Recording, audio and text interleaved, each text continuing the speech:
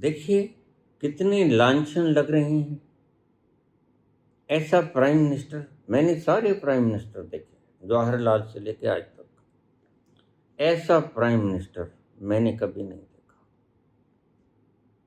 इतना निर्लज्ज, कोई लज्जा नहीं उसमें, शर्म हया है ही नहीं। वो तो आईटी स्पेशलिस्ट ने निकाल लिया, कोई जवाब तलबी नहीं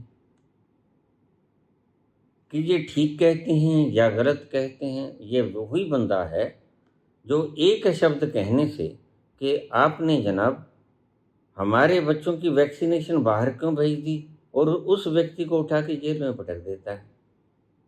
ऐसा व्यक्ति आज उसको गालियां पड़ती हैं, बोल नहीं सकता। इसका मतलब साफ है, एक गुनहगार है। वो तस्लीम कर रहा है कि आप बोलते तो सही हो, लेकिन मेरे पास पावर है, हम जीत रहे हैं। हम जीत रहे हैं, चाहे चोरी से जीत रहे हैं, मक्कारी से जीत रहे हैं। ये धनपतियों को जो मैंने पैसा दिया ठेके दे दे के, उनसे चंदा लेकर हम बिहार की जनता को 10-10 हजार देकर जीत रहे हैं। लाडली बहना का पैसा देकर हम जीत रहे हैं, या किसी भी ढंग से जीत रहे हैं, या राजीव या ज्ञानेश को खरीद कर जीत रहे हैं, या न्यायपालिकाओं को खरीद कर जीत रहे हैं। कैसे जीत रहे हैं, लेकिन हम जीत रहे हैं। ये तो कोई तर्क भी ना होगा। जीत जाना गलत ढंगों से जीत जाना नहीं होता। जीत जाना, बेईमानी का प्रयोग करके जीत जाना, यह जीत जाना नहीं होता। जीत जाना, चुनाव आयोग को मोल लेकर जीत जाना, हेरा फेरी करके जीत जाना, वोटों की कटौती करके जीत जाना, कोई जीत जाना नहीं होता। यह तुमने कोई नई ईजाद थोड़े की है, यह तो हम जानते हैं। राजीव गांधी के वक्त 77% वोटिंग पड़ी थी राजीव गांधी को। अगर ऐसा ही संविधान को हम चेंज करके जैसा चाहे बना देते, राजीव गांधी अगर चाहते तो 77% उनके पास था संविधान बदलने की ताकत। वो कह देते ठीक है, सदा के लिए मैं ही प्रेसिडेंट रहूंगा, और मेरे बाद मेरे आने वाली नस्लें, राजतंत्र हो गया, लोकतंत्र खत्म हो गया आपका। फिर आप क्या कर लेते? आप तो लाख चाहतों के बावजूद 400 पार नहीं कर सके, जबकि तुमने सब कुछ खरीद रखा था, फिर 400 पार नहीं कर सके।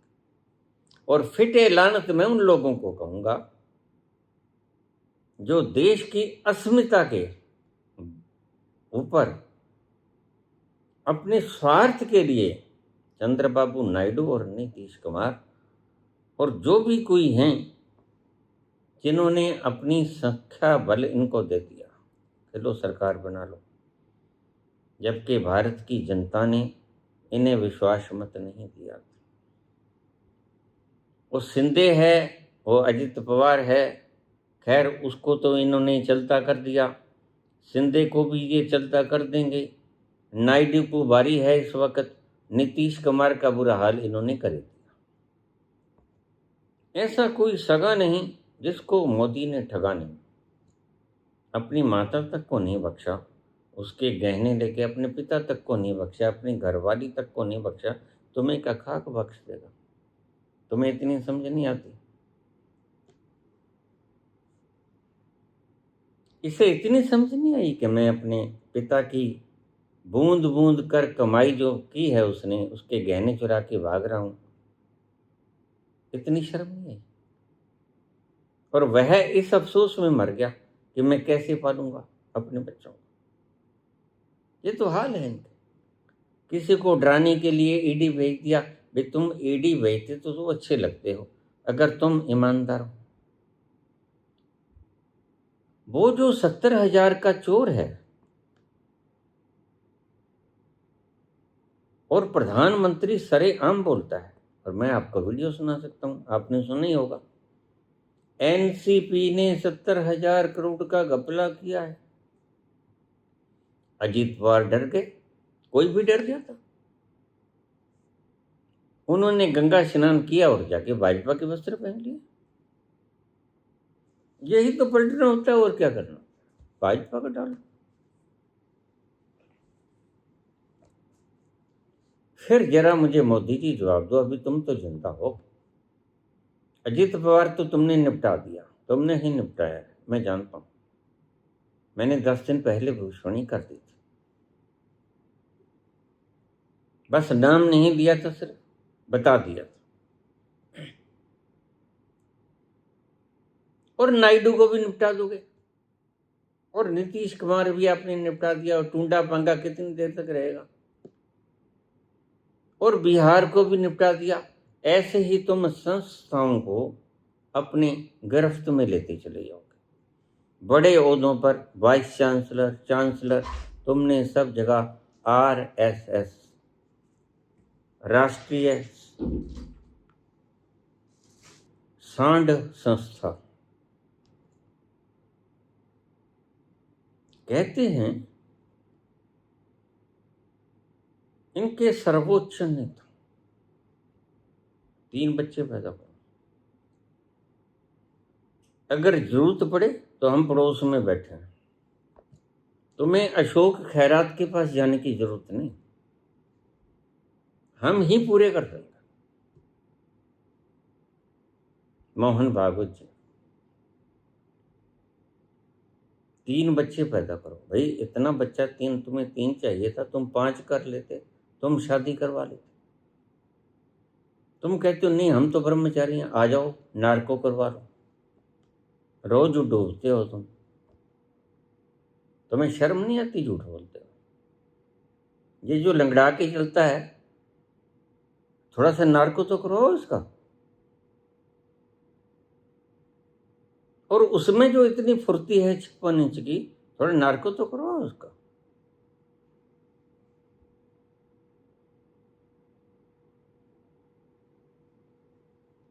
मैं कह रहा था 70,000 करोड़ का गबन करने वाला अजित पवार गंगा स्नान कर गया किस पार्टी में? 70,000 का घपला तो आपने कन्फर्म कर दिया, हमने मान लिया, उसकी आत्मा ने भी मान लिया, डर गया, गंगा स्नान भी कर लिया, उसने पटका भी डाल दिया। लेकिन मैं कहता हूं वो गया किस पार्टी में? आपके साथ बैठा ना, मतलब भ्रष्टाचारी को आपने साथ मिला लिया। बस यही है आपका मैनिफेस्टो, यही योजना है आपकी, दूसरों के अपराध पकड़ने हैं और अपनी पार्टी में संग मिलाना है। वो लुच्चा हो, लफंगा हो, लंगड़ा हो, लूला हो, बदमाश हो, कातिल हो, हत्यारा हो, चोर हो, बेईमान हो, ठग हो, अव्वल सिरे का दुष्ट हो, व्यभिचारी हो, चाहे थार से किसानों को कुचल दिया हो। आपने स्वयं ने 750 किसानों का कत्ल करवा दिया 3 काले कानूनों से, और तुम कहते हो मेरा तो कसूर ही कोई नहीं। वो तो वक्त बताएगा ना कसूर किसका है। थोड़ा पंजाब में आओ ना, तो हम आपसे 750 किसान मांगेंगे, फिर देखेंगे आप क्या जवाब देते हो। फिर जवाब तो सभी के पास होता है। चलो, अभी आपने ममता बनर्जी को हरा दिया, तृणमूल कांग्रेस पार्टी,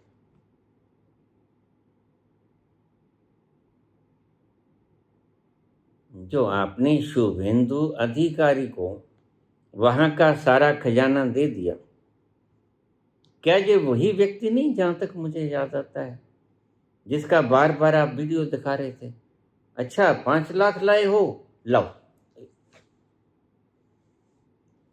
कम लाए हो, बाकी कब लेके आओगे? अगर मैं गलती में नहीं हूं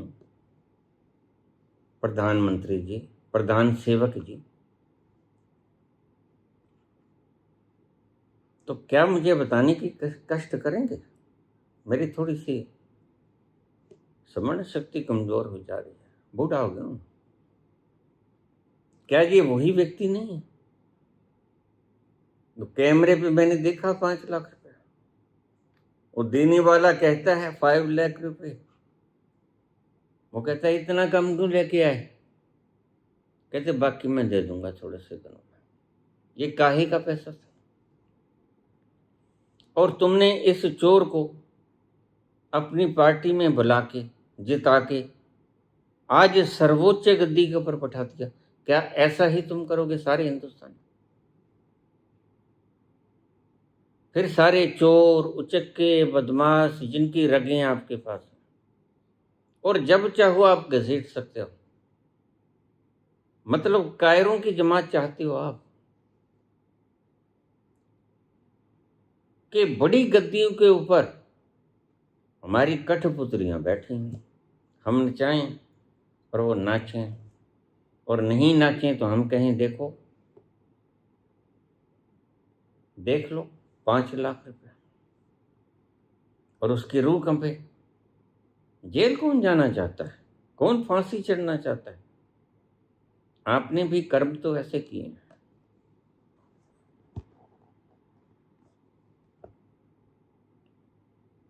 और चुनाव आयुक्त साहब, मसला तो आपने बहुत गंभीर पैदा कर दिया। चुनाव किए टीएन शेषन, आज भी उनका नाम अमर है, चले गए बेचारे। चुनाव आपने भी कराए, आपका भी नाम, आपका थोबड़ा काला करके ऊपर 200 फुट ऊपर बड़ा थोबड़ा बना के ऊपर नाम लिखा जाएगा कि आपने भी चुनाव बड़ा निष्पक्ष कराया। और राजीव को भी ढूंढेंगे। तो वह 5 लाख रुपए रिश्वत लेने वाला व्यक्ति कौन सी पार्टी में गया?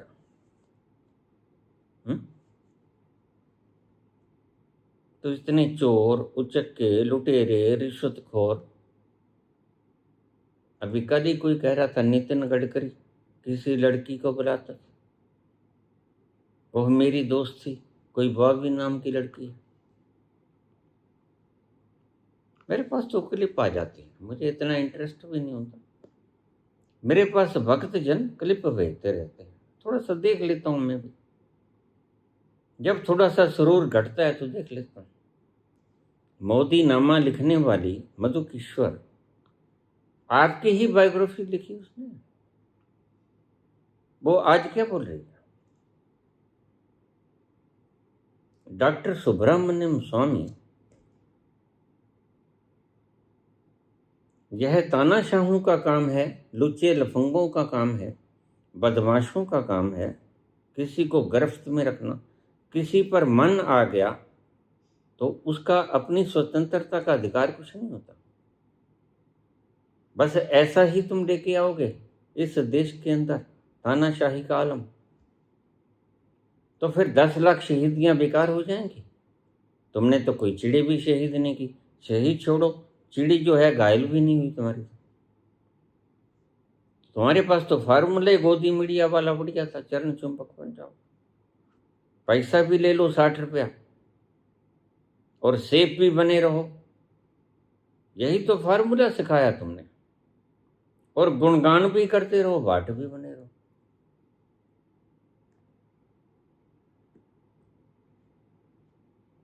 क्या तुमने ऐसे ही चोर उच्चकों की, बेईमानों की, आज कोई है आपकी पार्टी में जो हाथ ऊंचा करके कहते मैं निर्दोष हूं, मैंने 1 रुपये का घपला नहीं किया? है कोई? कोई है? कोई है तो बता दो मुझे। एक भी व्यक्ति, मैं दो नहीं कहता, एक भी व्यक्ति। फिर बुलडोजर किसके ऊपर फिरना चाहिए? और जो आप न्यायपालिका का अधिकार, अब तुम्हारी तरफ आ जाऊं साहब। यूपी के चीफ मिनिस्टर योगी आदित्यनाथ, किसी के घर को गिरा देना बुलडोजर से, किसी को गोलियां मरवाकर स्ट्राइक करवा देना,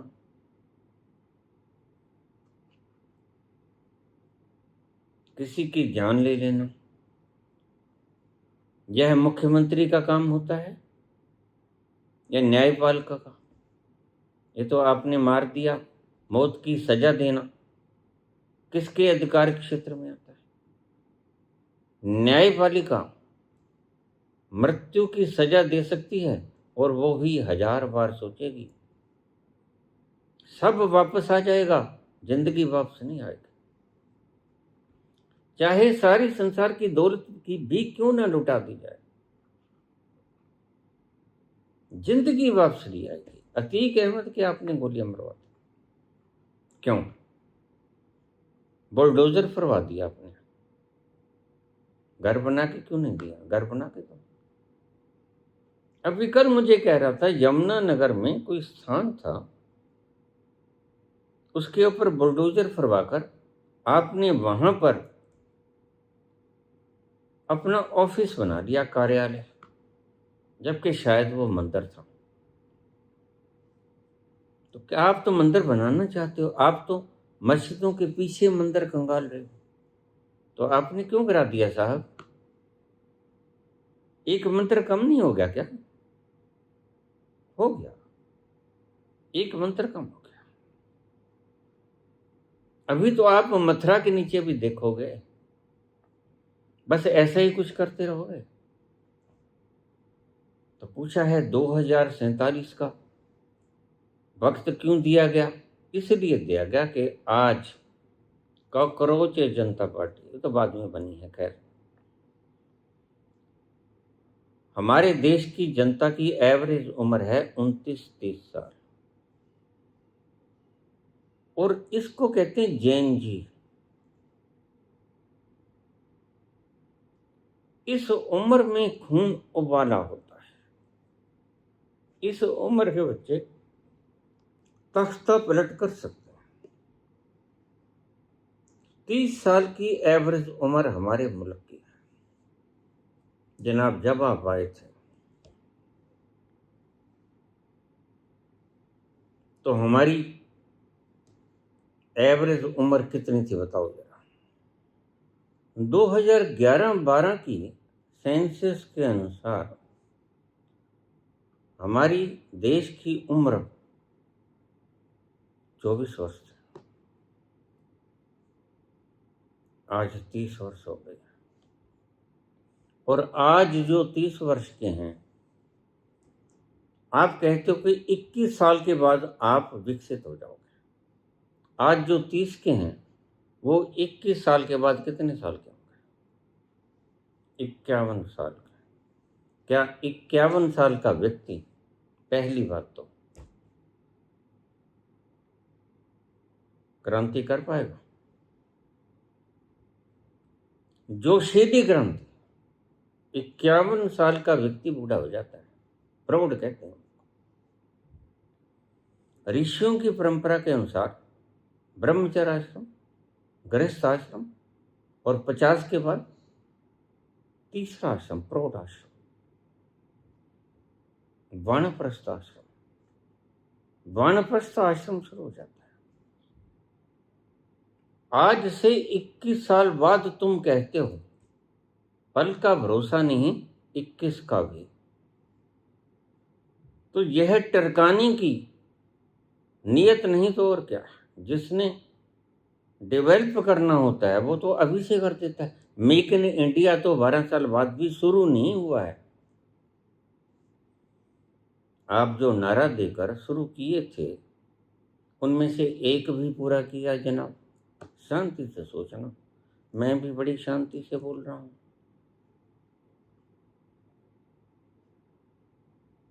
2 करोड़ रोजगार प्रति वर्ष दूंगा, 12 साल में 24 करोड़ रोजगार हो गए।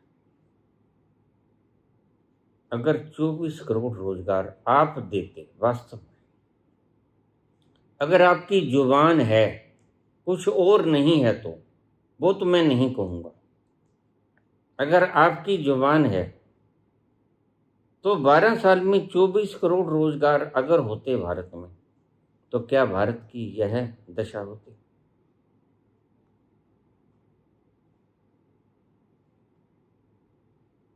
फिर झूठ क्यों बोल के आए आप? आपने 140 करोड़ लोगों से बेईमानी क्यों की? अच्छे दिन आएंगे, इसे आप अच्छे दिन कहते हो? 6 पढ़ा, चीफ मिनिस्टर ऑफ बिहार बन जाए। एक इंजीनियर को हटाकर, अच्छे पढ़े थे, अभी कोई दिमाग में फर्क नहीं पड़ा था, थोड़ा सा पड़ा था, नीतीश कुमार के, उसको हटाकर आप 6 पढ़े को, और आपको मिलता ही कोई? बिहार के अंदर प्रतिभा भरी पड़ी है। 6 पढ़े से ज्यादा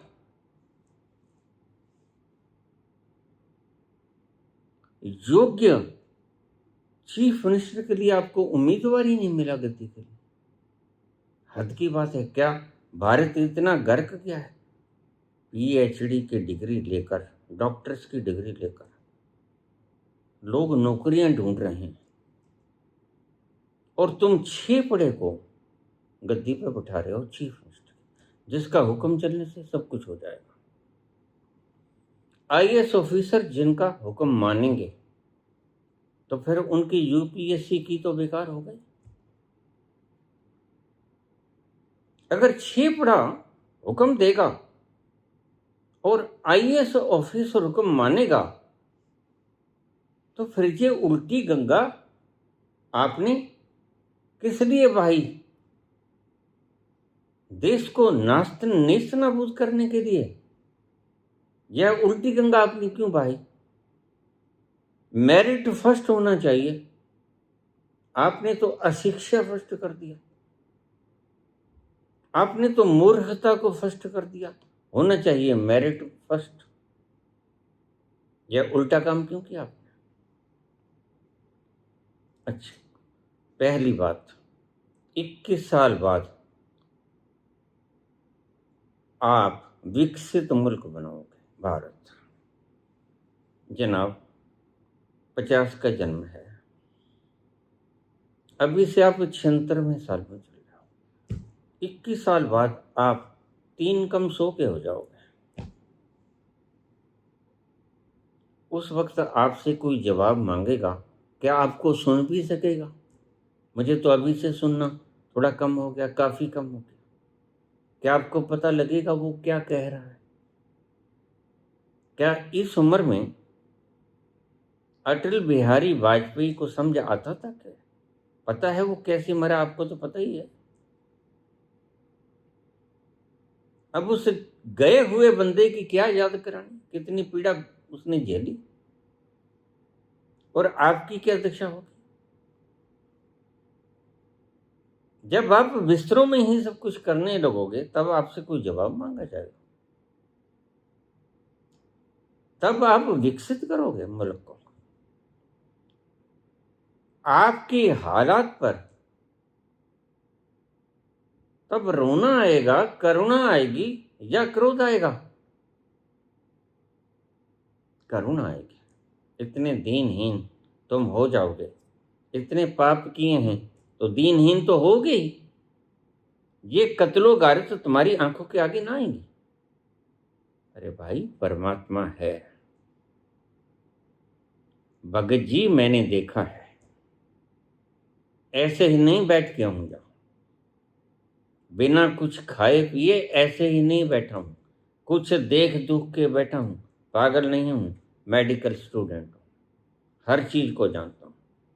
वह मैंने अपनी नगन आंखों से निहारा है, जिसकी तुम परवाह ही नहीं करते, जिसको तुम चारवाक की तरह कहते हो, ऋणम कृत्वा घृतम पिबेत, भस्मभूतस्य देहस्य पुनर्आगमनम कुतः,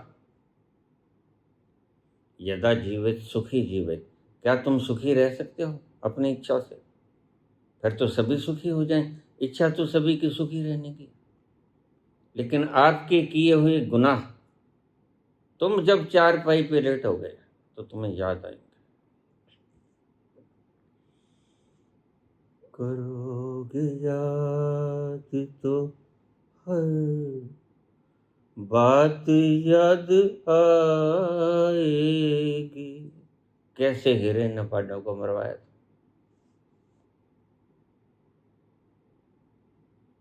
कैसे बेचारी मानसी सोनी को प्रताड़ित किया था। कैसे उसकी जासूसी के लिए मोटू भाई को छोड़ा था। कैसे राज बाहर ना आ जाए गोधरा कांड का। कितने मुसलमान मरवा दिए और कितने हिंदू मरवा दिया सिर्फ अपनी गद्दी के लिए। क्या तुम्हें पता नहीं है? नहीं पता है। ये जो भोग तुम भोगते हो, ये इंद्रियां भोगती हैं। तुम तो मात्र साक्षी हो। तुम तो देखते हो इंद्रियों को भोगते हुए। मैं रोज बोलता हूँ, 3000 के करीब प्रवचन हो गए। उनमें से एक प्रवचन ही सुन लो तो तुम्हें समझ आ जाए कि मैं काहे बोल रहा हूं, क्यों 2 घंटे रोज बोल रहा हूं मैं, और अपनी जनता के लिए क्यों बोल रहा हूं। मुझे भलाई नजर आती है तो वस्तुतः मेरे पास आंखें हैं, इसलिए मुझे भलाई, मैं अंधा नहीं, मुझे भलाई नजर आती है, मुझे रंग दिखते हैं, मैं अभी अंधा नहीं। मैंने परमात्मा को देखा है। उस सिरजनहार मेरे करीब बैठे था, उस सिरजनहारे के मैंने दर्शन किया, जिसे तुम मानते नहीं, जिसे चार्वाक नहीं मानता, जिसे मार्कस नहीं मानता, नीचे नहीं मानता, तुम्हारे तथाकथित आचार्य नहीं मानते। मुझे उनसे किसी प्रकार का कुछ लेना देना नहीं। कोई माने या न माने उसकी इच्छा है। और ज्यादा अच्छा तो ये है कि जब आपने देखा नहीं आप मानो मत, फिर आप ईमानदार कहलाओगे। जिस दिन देख लिया उस दिन वह मनवा ही लेगा। लेकिन मैं अपनी बात करता हूं, अपनी बात, अपना अनुभव कहना तो मेरा अधिकार है, और मेरा अनुभव मेरा अधिकार है, और मैं अपने अधिकार से कहता हूं कि मैंने वह देखा है, अपनी आंखों से देखा है, और मेरे पास बैठ जाएगा। मैं आपसे पूछता हूं, क्या आप 2047 तक जीवित रहोगे? क्या किसी जैसे जहाजों पर उठने की तबीयत है आपकी रंगीली? कोई ऐसा तो नहीं कोई क्रैश हो जाएगा या कोई करवा देगा? अकेले तुम ही हो क्रैश करवाने वाले, और कोई भी नहीं आएगा?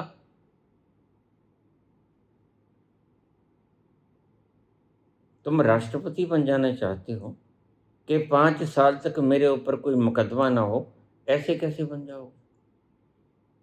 तुम्हारे पास संख्या है, ठीक है, लेकिन तुमने देखा जैन जी का उबाल तो आज थमे से नहीं थमता। यह तो वो आग है जो सबको लपेट में ले लेगी। अभी कंट्रोल में है थोड़ा, अभी हमने भटकाया नहीं इसको, भड़काया नहीं इसको। लेकिन मोदी जी चुपचाप अपने आप को सच सच बताकर अपने सही स्थान पे निकल जाओ। बाकी जूरी करेगी फैसला। हम कोई तानाशाही नहीं करेंगे, हम आपके ऊपर किसी प्रकार का जुल्म नहीं करेंगे। जो करेगा वह न्याय करेगा, संविधान करेगा, जिस संविधान की आपने कसम खाई थी, माथा टेका था, मुझे याद। प्रथम बार का दर्शन जब आप पार्लियामेंट हाउस में जा रहे थे, प्रवेश कर रहे थे, आपने उनकी सीढ़ियों को नतमस्तक किया था, संविधान को चूमा था। कहाँ है संविधान? वही फैसला करेगा आपका। तो क्रैश करवाने वाले मोदी जी और भी, और तुम दिन ब दिन बूढ़े होते जाओगे। और 21 साल कब आए? 21 साल कब आए?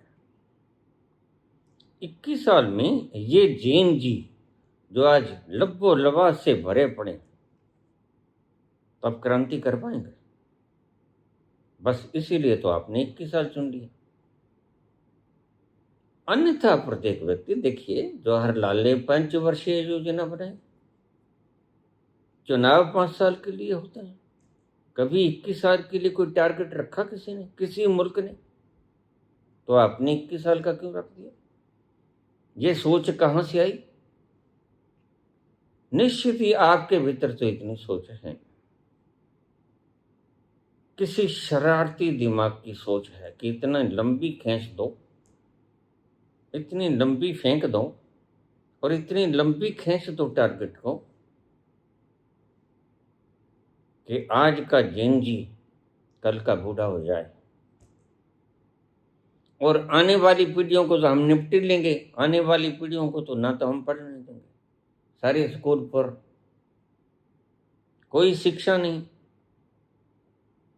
कोई बीमारी का इलाज नहीं, ना हम डॉक्टर बनने देंगे, नीट के पेपर लीक कर देंगे। अगर कोई बनेगा वो हमारा ही बनेगा। किसी यूनिवर्सिटी का चांसलर बनेगा, वाइस चांसलर बनेगा, हमारा ही बनेगा। कोई ईवीएम बनाने वाली मशीन का बड़ा हमारा ही बनेगा। क्यों जीतते चले जाते हो आप सभी स्टेट्स को कि हम कह सकें देखो जनता तो हमें जिता रही? कहाँ जिता रही है? ईमानदारी से चुनाव कराए आप? कहाँ जिता रही है? ईमानदारी से एक बार चुनाव कराया होता तो पता चलता। जनाब, आप जब से आए हो ईमानदारी से चुनाव हुआ ही नहीं। आपने फ्रॉम द वेरी बिगिनिंग बेईमानी शुरू कर दी और यह तुम्हारा प्रोपेगेंडा रहा है शुरू से ही तुम्हारा लक्ष्य रहा है कैसे हिंदुस्तान पर काबिज होना है। और इसका मुख्य सेहरा जाता है आरएसएस, राष्ट्रीय सांड समिति, जो कहती 3 बच्चे पैदा करो, एक हमें दो, जरूरत पड़े तो हमारी सहायता ले लो, हम पड़ोस में बैठे। अशोक खैरात के पास मत जाना। जरा देखो, एक व्यक्ति किसी को बच्चा दे पाए? हंसो मत। एक बच्चा किसी को भी दे। अशोक खैरात किसी को बेटा दे पाए? 58 स्त्रियां उसके कॉन्टेक्ट में निकली, एक को भी बेटा दे पाए? और हमने यहां बैठे, मैं आपको 75 की लिस्ट दे देता हूं जो सिर्फ आशीर्वाद से 75 को बेटे मिले, बदमाशी से नहीं, आशीर्वाद से।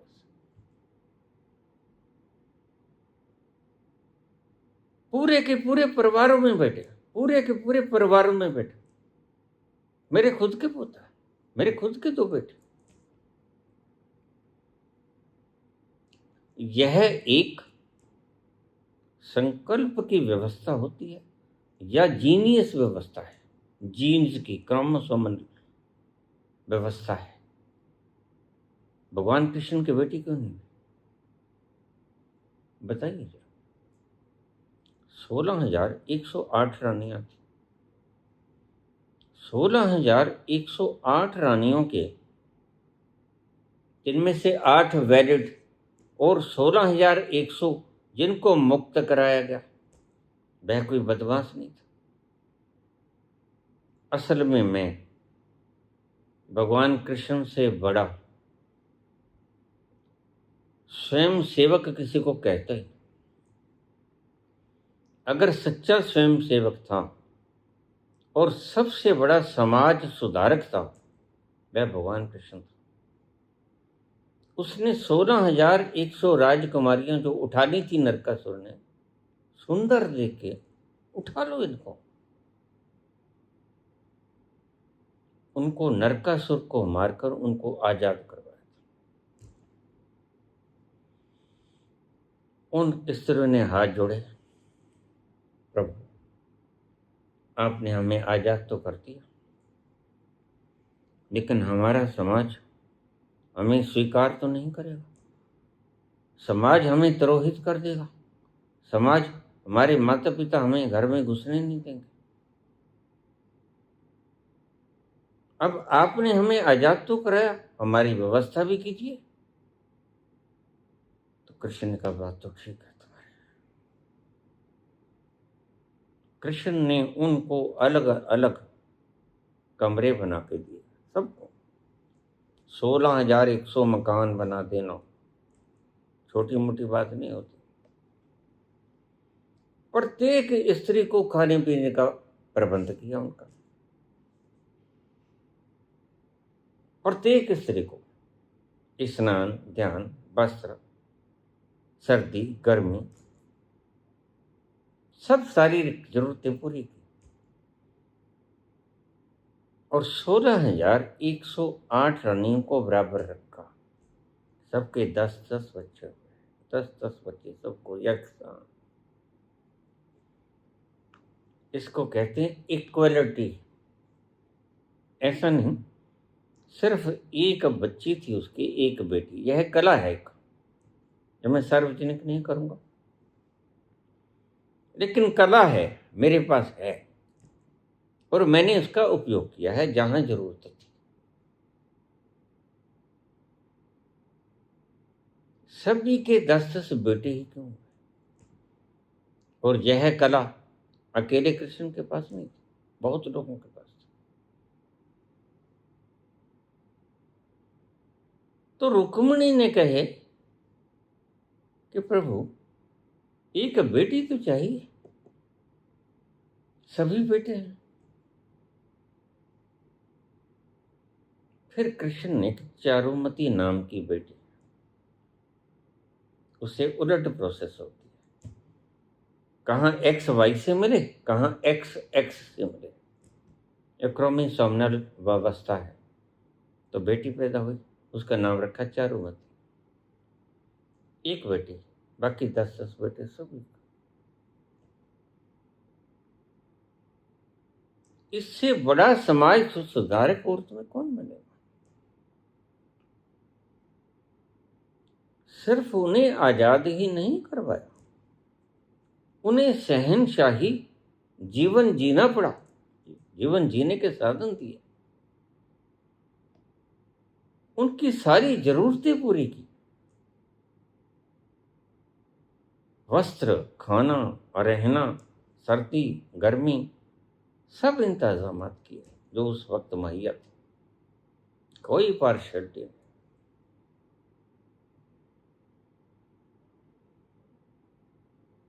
तुम क्या कर रहे हो मधुष? 2047 तक पक्का पता है कि तुम रहोगे तो इसी अवस्था में रहोगे। रोज ये शरीर घसता है, रोज ये टिश्यूज घसते हैं। हमारे शरीर के ऊपर, क्रोमोसोम के ऊपर टीलो कितनी बार अपने आप को रिन्यू करेंगे?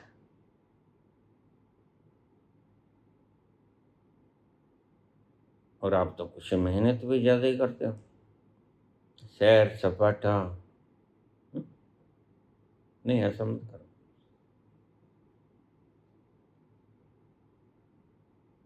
फिर क्या देश को, जो पिछली पीढ़ी है उसको तो निपट लेंगे, इनको वृद्ध कर दो, उनके दिमाग में भूसे भर ही देंगे, क्योंकि उनके पाठ्यक्रम ही तब्दील कर दिए जाएंगे, पाठ्यक्रम भी तब्दील कर दिए जाएंगे, और उनके जो पेपर लीक कर दिए जाएंगे, कोई मर खप जाएंगे, कोई सुसाइड कर लेंगे। अरे भाई, तुम सुसाइड करने के बाद मेरे पास आ जाओ ना। पहले सुसाइड करने के बाद तो तुम्हें अग्नि भेंट कर दिया जाएगा। उससे पहले अगर तुम मरना चाहते हो तो ढंग से मरो, भगत सिंह की तरह मरो अगर मरना है तो, या मरो गोरख की तरह मरो। दोनों ढंग मुझे मालूम है। मरो हे जोगी, मरो मरो, मरण है मीठ, ऐसी मरनी मरो जिस मरनी मर गोरख डीठ। या तो मैं तुम्हें उस तरफ ले जाऊंगा या मैं तुम्हें उस तरफ ले जाऊंगा, यह इच्छा तुम्हारी, लेकिन ऐसे मत मरो। करबद्ध प्रार्थना है, मोदी राज में 1000 घपले और भी होंगे, लेकिन मेरी बच्चों से करवत मरम्मत। यह है जिंदगी, बड़ी मुश्किल से मिलती है। माँ बाप बच्चों को जैसे पालते हैं, मैं जानता हूँ, हमने बच्चे पाले। भगवान शिव कहा करते हैं, लंडे चिड़ों को सत्ता मत सौंप देना, सत्ता छोड़ो, कमरा भी किराए के ऊपर मत देना, बाहर कहीं स्टेशन पे सो जाएंगे, कहीं झोपड़ियां बना के वहां सो जाएंगे, ना तो मकान किराए पे देना, और देश की गद्दी तो भूल के भी मत सौंप देना। क्यों? क्योंकि इनको पता ही नहीं घर कैसे चलाना है, देश कैसे चलाएंगे। और तुमने तो उल्टे रिवाज पकड़ लिए। तुम ब्रह्मचर्य के गीत गाते गाते ब्रह्मचारियों को तुम देश सौंप रहे हो। कोई व्यक्ति देखा? भगवान शंकर कहा करते हैं, जो व्यक्ति गृहस्थ नहीं, सच में बताता हूं तुम्हें, सौगंध खाकर बताता हूं, उसको देश की गद्दी में सौंप देना। जो शादीशुदा हो, बाल बच्चेदार, उसको देश की गद्दी सौंप देना। देखो, मैंने खुद पार्वती से शादी की, मेरे 2 बच्चे भी हैं, इसलिए सारी यूनिवर्स को मैं चला रहा हूं। अगर मेरे बच्चे ना होते तो फिर मैं आलसी हो जाता। मेरी पत्नी भी है, मेरे बच्चे भी, जो मुझे प्रेरित करते हैं। ये इंस्पिरेशन हो, मेरी इंस्पिरेशन। इसलिए लंडे चिड़े पहाड़ों के साथी, रंड मुंड चुंड को कभी किसी स्टेट का क्या, घर का चौकीदार भी मत रखना। ये बाबा जी के शब्द हैं, जो मैंने हूबहू आपको बतला दिया। तो ये सारा इंतजाम करेंगे, कर दिया। 12 सालों में क्या नहीं होता, मैं 12 दिनों में कर दूंगा।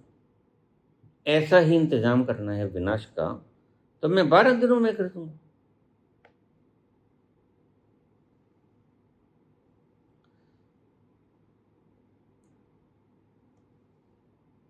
अगर आप किसी को पढ़ने लिखने नहीं दोगे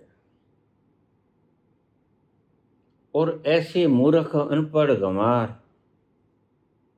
तुम सीएम बना दोगे, not on the basis of merit but on the basis of puppets. कौन नाचता है और तुम खुद भी नाचते हो? यह नाचना तुमने वहां से सीखा या पुश्तैनी है? तुम खुद भी नाचते हो इजराइल में जाकर, और यहां भी नचाते हो। मुझे ये बताओ, एक छोटी सी बात तुम्हें पूछ लूं, हालांकि मुझे किसी विशेष पार्टी से लगाव नहीं, मैं वही पार्टी बढ़िया समझता हूं जहां की कमांड और लोग राज करने वाले बढ़िया हैं। मैं व्यक्तिवाद में विश्वास रखता हूं, पार्टीवाद में नहीं। Vasundhara Raje Scindia was a best administrator, उसको क्यों हटाया? जब वो आज भी कमांड कर सकती है राजस्थान को, तुमने क्यों तब्दील किया? तुमने क्यों अनपढ़ व्यक्ति को उठाया, अशिक्षित व्यक्ति को, जिसके भीतर प्रतिभा नहीं, जिसको अनुभव नहीं? बढ़िया चला रहे थे पार्टी, तो हार जीत होती रहती है। कभी कांग्रेस जीत गई, कभी भाजपा जीत गई, कभी कोई और जीत गई, लेकिन इसका मतलब ये है कि तुम किसी अनपढ़ को या जाति भेद के ऊपर किसी को बना दो, नहीं, ये नहीं चलेगा, ये गलत है। तो ऐसे तो तुम नई पीढ़ी को पढ़ने नहीं दोगे, उनका सिलेबस चेंज कर दोगे, उनके पेपर जो लीक होंगे, क्योंकि पेपर भी तुम्हारे आदमी बनाते हैं, छपते भी तुम्हारी प्रेसों में, तो सबसे पहले तो जहां छपेंगे उनको पता होगा। फिर ये बच्चे, हमारे बच्चे, प्रतिभा संपन्न बच्चे, रात रात को मैं भी पढ़ा करता था, बोदियां बांध लेता था, रस्सी से बांध के ऊपर कड़ी के अंदर उड़ जा देता था। मेडिकल की पढ़ाई थी, मुश्किल बहुत होती। रात को नींद आ जाती 3 बजे, झटका लगता, दर्द होता, चुटिया खिंची जाती, तो जाग खुल जाती, आंखों के छींटे मारता, फिर पढ़ने। ऐसे दिन गुजारे, ऐसे पढ़े, ऐसे ही सभी बच्चे पढ़ते। तो भीतर दुख ना होगा तो और क्या होगा। अगर कोई एक व्यक्ति अपना जीवन लीला ही समाप्त कर देता है तो उसके हृदय को कितना दुख हुआ होगा, जरा सोचो।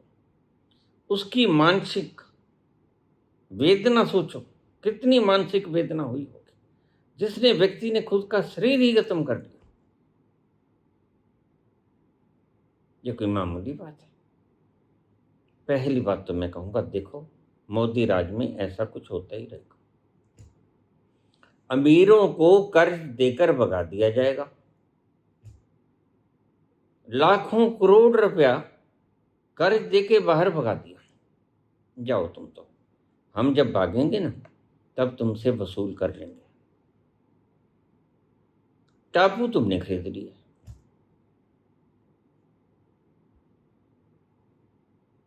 सारे ठेके तुमने अपने बंदों को देने शुरू कर दिए विदाउट टेंडर। वही तुम्हारे 20-50-100 लोग हैं, अंधा बाटें रेवड़ियां, मुड़ मुड़ अपने को ही दे। यही तुम्हारा हाल है। तो फिर ये मुल्क, तुम कहते हो मेरे 146 करोड़ लोग, कहाँ हैं वो 146 करोड़? बंदे तो 100 हैं जिनको तुम महक में बांटते हो। फिर अगर नितिन गडकरी जी, तुम सुन लो, तुम्हारी सड़कें ऐसे नीचे उठाने से ऐसे तरपाल की तरह उठती हैं। कम तुम भी नहीं हो, तुमने भी अपने बच्चे स्टैंड करने के लिए एथनॉल का घपला किया है, और तुम्हें भी सरकार, क्योंकि तुम सब कुछ जानते हो, तुम्हें भी निपटा देगी है।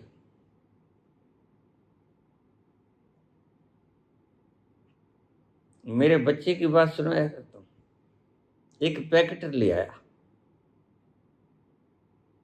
क्या दादू, पैकेट खोला, भीतर कुछ नहीं मिला उसके। गलती रह गई, कई बारी मशीन से गलती हो जाती है, चूरन चारन सा होता है उनका। क्या दादू, इसमें है तो कुछ है नहीं। मैंने कहा मेरे को दे, मैं देखता हूँ। मैंने वो पुड़िया देखी तो भीतर कुछ नहीं मिला मुझे। मैंने बाहर गौर से पढ़ा तो ऊपर लिखा था ढूंढते रह जाओगे। मैंने कहा बेटा ठीक तो लिखा है, मिलना क्या खास था जब ऊपर लिख दिया ढूंढते रह जाओगे। तो ईमानदार तो हैं, इतने तो ईमानदार हैं, तो तुम इतने तो ईमानदार हो।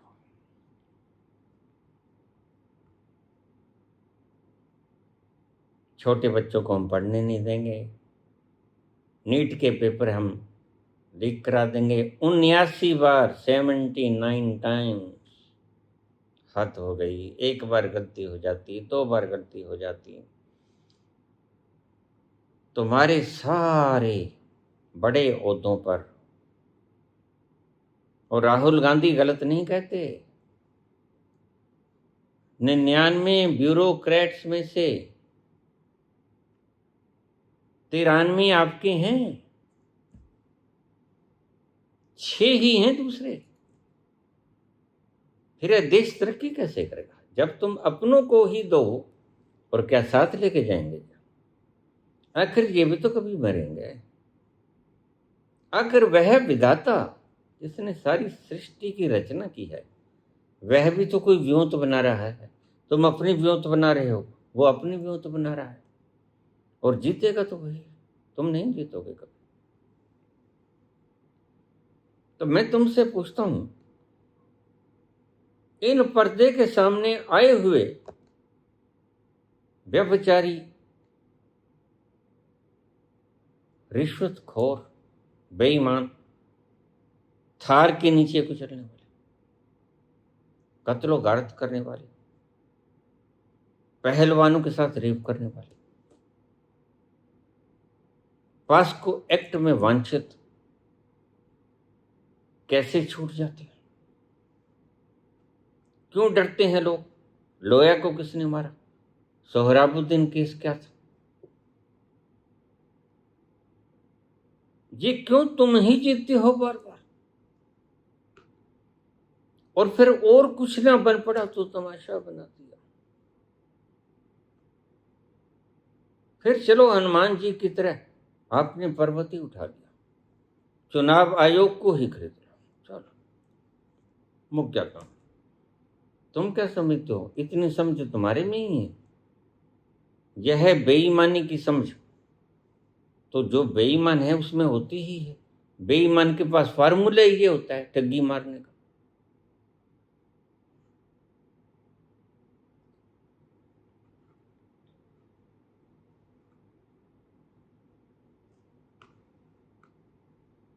आपसे मेरी करबद्ध प्रार्थना है, आपके पास जोश है, मेरे पास होश।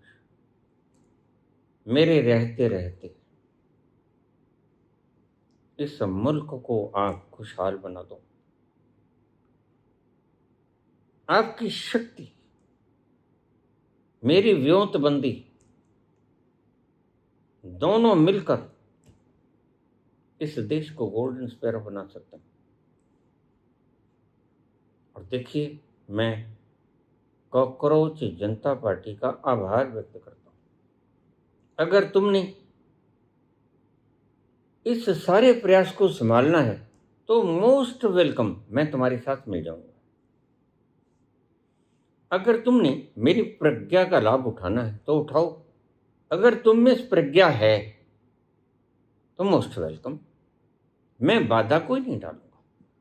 लेकिन इतना जरूर कहूंगा कि मेरे संग जो लोग हैं, मेरे जो बच्चे मुझे फॉलो कर रहे हैं, मैं उनको कहूंगा कि आप कॉकरोच जनता पार्टी को वोट करो, सपोर्ट करो, तन मन धन से उनकी सेवा करो। मैं उन सबको झोंक दूंगा, चाहे थोड़ी ही। अभी मेरी वीडियो ज्यादा पहुंचती नहीं, इसलिए थोड़े से फॉलोवर हैं, कोई ज्यादा नहीं है मेरे। और वैसे भी मैं धीमा चल रहा था। मैंने कहा अभी 3 साल पड़े हैं, आराम से चले जाऊं, कोई नहीं। आज 1 लाख हैं, कल को और बढ़ जाएंगे, कल को और बढ़ जाएंगे, फिर मल्टीपल हो जाएंगे, फिर धीरे धीरे धीरे धीरे बढ़ते जाएंगे। क्यों? क्योंकि ईमानदार अट्रैक्ट करता है वोटर्स को। ईमानदारी वोटर्स को अट्रैक्ट करती है। Honesty is the best policy.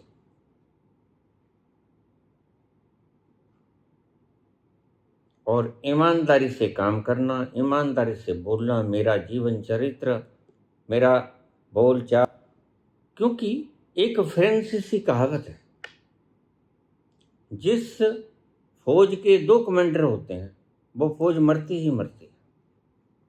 Commander हमेशा एक होना चाहिए।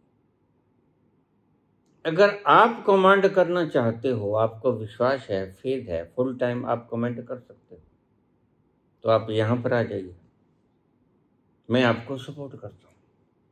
और बाकी की पार्टीज भी आपको सपोर्ट करेंगे, क्योंकि मोदी को कौन नहीं उखाड़ना चाहता। भ्रष्ट तंत्र से हम सब तंग आ गए। इसको कौन नहीं उखाड़ना चाहता? कौन दुष्य चरित्र व्यक्ति को अपने देश में रखना चाहता है? कोई नहीं रखना चाहता। सभी भीतर से तंग हैं, लेकिन सभी के लूपहोल इसके पास है। और लूपहोल व्यक्तियों को ही ये लेता है। आ जाओ, तुम भी आ जाओ, 17,000 करोड़ तुम भी आ जाओ, बस लूपहोल होना चाहिए। एक ही हम मांगते हैं आपसे योग्यता, एबिलिटी। भ्रष्टाचार की, कातिल हो, रिश्वत खाया है, आमदन से ज़्यादा आपके पास धन है, किसी केस में आप वांछित हो, कहीं पर भी आपके ऊपर केस है, कोई रेप का है, कोई कुछ है, बस आप हमारे पास आ जाओ। क्यों? इसीलिए कि अगर हमें सिर्फ पपेट्स चाहिए, एक भी व्यक्ति हमसे बाहर ना आए, कोई सिर ना उठाए, क्योंकि जो सिर उठाएगा वह जानता है हमारा तंत्र काम कैसे करता है। और मजाल कोई बोल जाए, बस बोलने वाला नहीं चाहिए हम। यही है इनकी पुलिस है। लेकिन हमारा तंत्र बिल्कुल स्वतंत्र। हमारी तो सबसे पहले जरूरत ही है, सबसे पहले ईमानदार, परिश्रमी, पढ़ा लिखा, अनुभवी, योग्य व्यक्ति चाहिए और मॉरल करेक्टरफुल, ऐसे व्यक्तियों को हमें जरूरत है। अगर आपके पास ये प्रतिभा है, लोग हैं, तो आइए, हम आपका स्वागत करेंगे।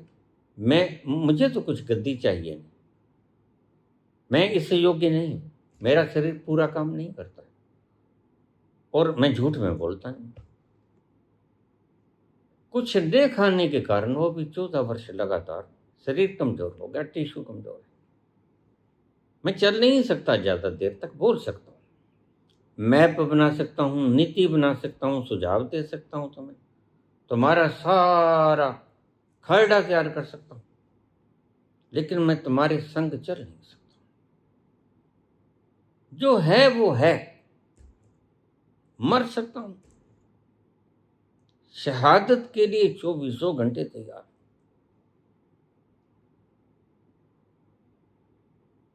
जो है तुम्हें बता दिया, जो नहीं है वो भी तुम्हें बता दिया। दौड़ नहीं लगा सकता मैं, गांधी दौड़ सकते थे, 78 साल की उम्र में दौड़ सकते थे, सहारा लेके चल सकते थे। मैं नहीं चल सकता, सहारे से तो चल सकता हूं, ऐसे कोई टांगा पंगा भी नहीं। दिमाग से ही काम करता है 100%, वरना इससे भी ज्यादा अगर तुम समझो, super consciousness. Gandhi super consciousness में नहीं थे, लेकिन विजय वत्स सुपर कॉन्शियसनेस में है। वह बात सोच सकता है जो गांधी ने नहीं सोची। लेकिन गांधी दौड़ सकते हैं, विजय वत्स दौड़ नहीं सकता। विजय वत्स ज्यादा खाता नहीं, बस 3 बार चाय पीता है, बस। जिंदा रहें रहें, नहीं रहें ना रहें, जब चाहे खत्म हो जाए, एक दिन तो होना ही है। एक दिन तो वो आएगा जब तुम खबर सुनोगे, बाबा इज नो मोर।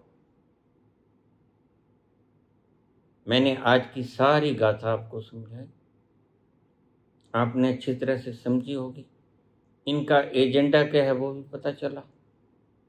बस बिल्कुल जीरो जिसको कहते हैं, जीरो, उन लोगों को अपने साथ रखो जिनमें ना दिमाग हो, ना प्रतिभा हो, ना मेरिट हो, ना हार्ड परिश्रम हो, जो हमसे भी ज़्यादा गए गुजरे हो। हमने 1 कत्ल किया, उन्होंने 4 किया। ना पढ़े लिखे हों, ना विद्वान हों, ना हमारे पे प्रश्न करें, क्योंकि जवाब तो हम देना जानते हैं। इसीलिए ऐसा ही मीडिया रख लिया, बिल्कुल लठमार मीडिया, जो पढ़ा लिखा मीडिया भी नहीं है। कहीं से इधर उधर से पूछ पाछ के सुन सन के बता देते हैं। सब अनपढ़ लोग हैं, सबके पास फेक डिग्रीज हैं। तो आपने दिखाई ही दी होगी ना, डिग्री तो आपने दिखाई दी। ये कैसा हो सकता है तुम डिग्री मेरे से मांगो और दिखाए मेरा प्रतिनिधि? मैं खुद ही डिग्री दिखा दूं, ये तो भाई डिग्री प्राइम मिनिस्टर की डिग्री मांग रहे हैं, दिखा रहे हैं अमित शाह। ये अजूबा हुआ भाई। और पूछ लो दिल्ली से, और पूछ लो गुजरात से जाके, क्या खाक पूछें, कौन कहेगा? बिल्ली के गले में घंटी कौन बांधेगा? चूहा बांधेगा कोई? नहीं बांधेगा। जब तक तुम हो तब तक नहीं बांधेगा, लेकिन तुम्हारे घंटी बांधने वाले मिल जाएंगे जैन जी, वो घंटी बांधेंगे तुम्हारी अच्छी तरह से घंटी बांधेंगे, क्या घंटी खड़काएंगे, टन। आज के लिए इतना ही, धन्यवाद।